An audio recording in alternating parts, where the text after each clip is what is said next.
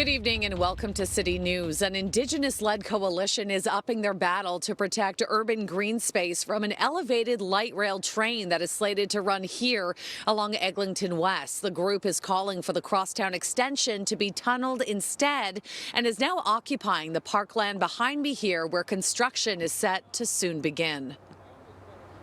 We will be here until Metrolinx hears us and, is willing to work with us. A sacred fire is now burning here in Purin Park near Jane and Eglinton, where hundreds of trees are scheduled to be clear-cut in the coming weeks before thousands more in the coming months. We're standing here in solidarity for this land and for the trees and for our community and for the next generations to come. A Negby Indigenous Youth Agency also has a 2-acre land parcel and earshot from the future train, and worry their ceremonies and learning space would be disrupted if the province continues with the elevated plan. The coalition says studies already show tunneling the tracks is the option least harmful to vegetation and wildlife. They've been calling on Metrolinx and the Ford government to pause construction and support an environmental assessment through an Indigenous and holistic lens, demands they say have not been met. We've set it up here because this is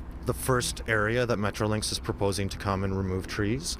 This whole area here is slated to become a construction staging zone for the access tunnel, which will be down here on the bank in Fergie Brown Park. So the first trees that they want to remove are all through here. Okay. And then the second set of trees they want to remove are all through here on the bank to the access road down there. So we're talking about hundreds and hundreds of trees that they want to remove before the migratory bird deadline of April 1st. Is the plan here to block construction from starting? We would definitely like to stop construction from starting. Construction has already begun along Eglinton West, with most of the 9.2-kilometer long extension going underground. Only a stretch between Scarlet Road and Jane Street will be elevated.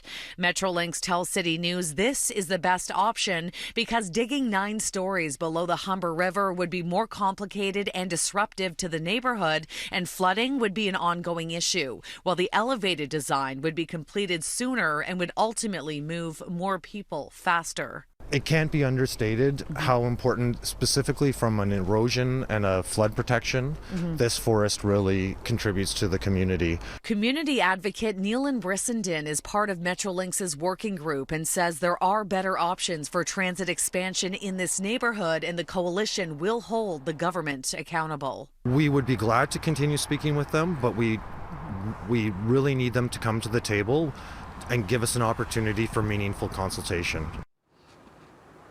Now, just a few minutes ago, supporters showed up with a trunk load of firewood. The sacred fire here at Purin Park will be tended to 24/7. I'm being told this gathering is really just getting started, and that more teepees like the one behind me will be going up along Eglinton West in the coming days and weeks. We did reach out to Metrolinx about this, but the transit agency would not say how they plan to respond to the protest.